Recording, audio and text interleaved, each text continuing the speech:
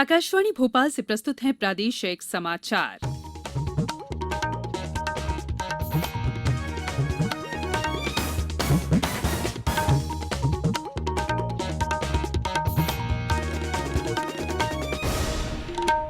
नमस्कार, समाचारों के साथ मैं संयुक्ता बैनर्जी। पहले मुख्य समाचार।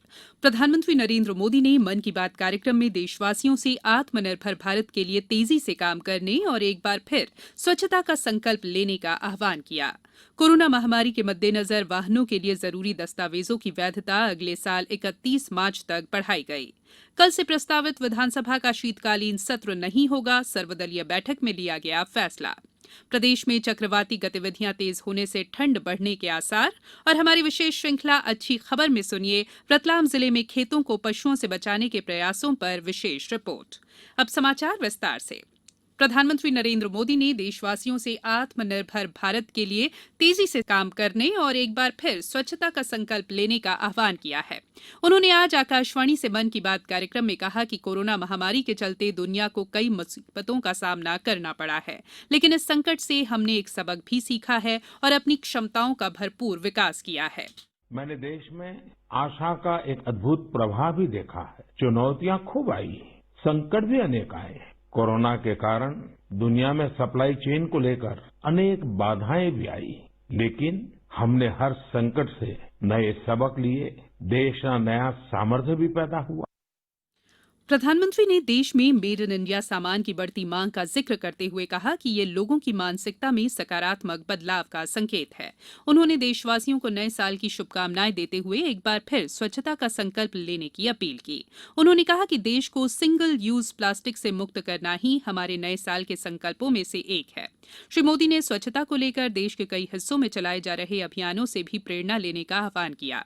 प्रधानमंत्री के इस कार्यक्रम को करोड़ों देशवासियों ने सुना। मध्य प्रदेश के सीहोर में मुख्यमंत्री शिवराज सिंह चौहान, प्रदेश भाजपा अध्यक्ष विष्णुदत्त शर्मा और पार्टी के प्रदेश प्रभारी मुरलीधर राव सहित बड़ी संख्या में लोगों ने श्री मोदी के संबोधन को सुना। कोरोना महामारी के मद्देनजर केंद्रीय सड़क परिवहन मंत्रालय ने यातायात के लिए जरूरी कागजात, ड्राइविंग लाइसेंस, वाहन पंजीयन, फिटनेस और अन्य अनुमतियों की वैधता अवधि अगले साल 31 मार्च तक के लिए बढ़ा दी है।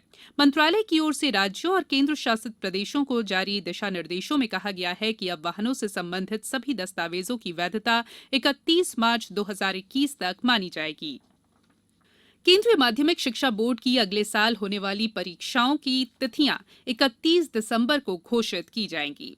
शिक्षा मंत्री रमेश पोखरियाल निशंक ने एक ट्वीट कर ये जानकारी दी। सीबीएसई प्रतिवर्ष फरवरी और मार्च के महीने में बोर्ड परीक्षाएं आयोजित करता है। इन परीक्षाओं के लिए नवंबर में परीक्षा कार्यक्रम की घोषणा की जाती थी, लेकिन इस साल कोविड महामारी के चलते इन परीक्षाओं के कार्यक्रम में विलंब हुआ है। शिक्षा मंत्री ये पहले ही स्पष्ट कर चुके हैं कि सीबीएसई बोर्ड परीक्षाएं फरवरी के बाद ऑफलाइन आयोजित की जाएंगी। मुख्यमंत्री शिवराज सिंह चौहान ने कहा है कि राज्य सरकार ने नए कृषि कानूनों का लाभ आसानी से किसानों तक पहुंचाने के लिए कई कदम उठाए हैं। इसी क्रम में अब किसानों से फसल खरीदने वाले व्यक्ति या कंपनी के साथ होने वाले अनुबंध पत्र को अनुविभागीय अधिकारी की कार्यालय में सुरक्षित रखा जाएगा, ताकि किसान के साथ किसी भी तरह का धोखा न हो। श्री चौहान ने बताया कि कृषि कानूनों की बारीकियों से किसानों को अवगत कराने के लिए प्रदेश की सभी जनपद पंचायतों में प्रशिक्षण आयोजित किए जाएंगे। गुना से साहित्यकार डॉक्टर सतीश चतुर्वेदी ने कोविड-19 की रोकथाम के लिए चलाए जा रहे जन आंदोलन का समर्थन किया है और लोगों से 2 गज की दूरी बनाए रखने, मास्क लगाने और समय समय पर हाथ धोने की अपील की है। हम नमस्ते करें, घर में घुसें तो हाथ पैर धोकर घुसें और अच्छा हो बाहर जब भी जाएं मास्क बचाव है और बचाव ही उपाय है। मित्रों, कोविड-19 से बचाव और सुरक्षित रहने के 3 उपाय।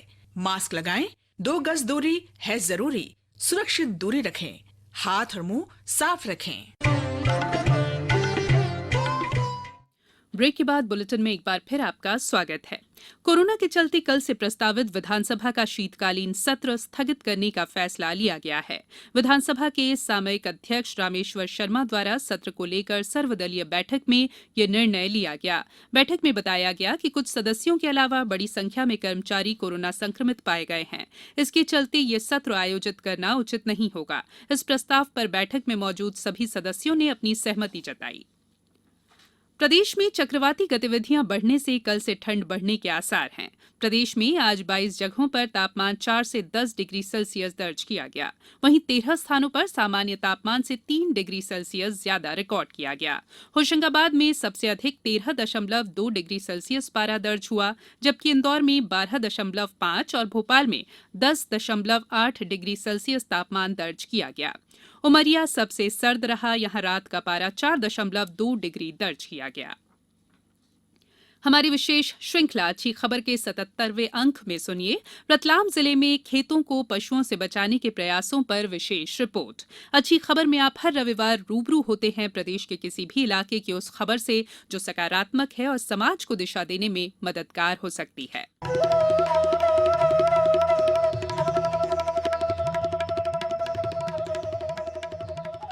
खेतों में घुसकर जंगली जानवरों द्वारा लाखों की फसलें चौपट करने से प्रदेश भर के किसान बेहाल हैं। रतलाम जिले के किसान ने सोलर फेंसिंग से खेती को बचाने का अनूठा प्रयोग किया है। पिपलौदा तहसील के ग्राम आंबा निवासी जैविक किसान राजेंद्र सिंह राठौर ने इस विषय पर देश भर में किए जा रहे प्रयोगों पर अध्ययन किया।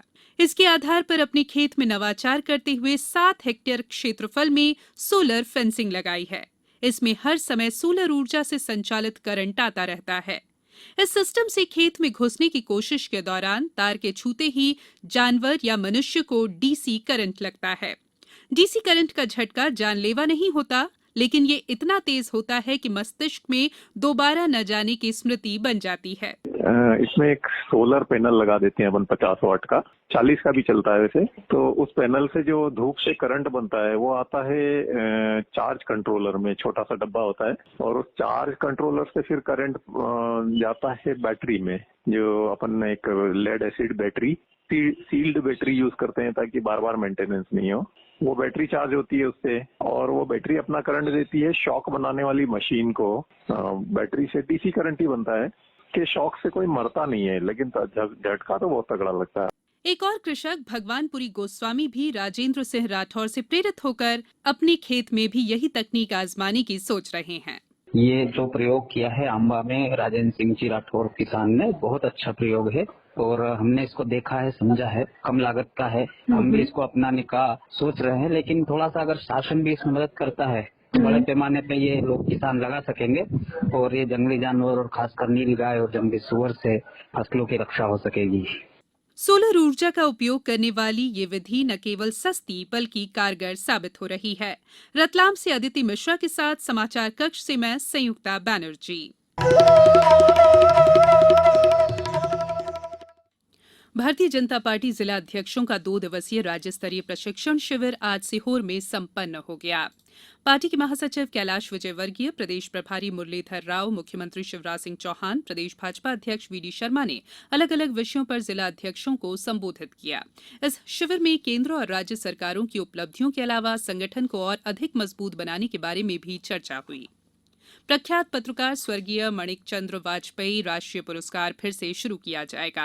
मुख्यमंत्री शिवराज सिंह चौहान ने आज भोपाल में माणिक चंद्र वाजपेयी जन्म शताब्दी वर्ष पर उनकी स्मृति में डाक टिकट अनावरण समारोह में ये घोषणा की। श्री चौहान ने कहा कि पूर्व प्रधानमंत्री अटल बिहारी वाजपेयी जी के मामा जी माणिक चंद्र का बेहद सम्मान करते थे। वे समाज और पत्रकारों के लिए पूरी तरह समर्पित थे।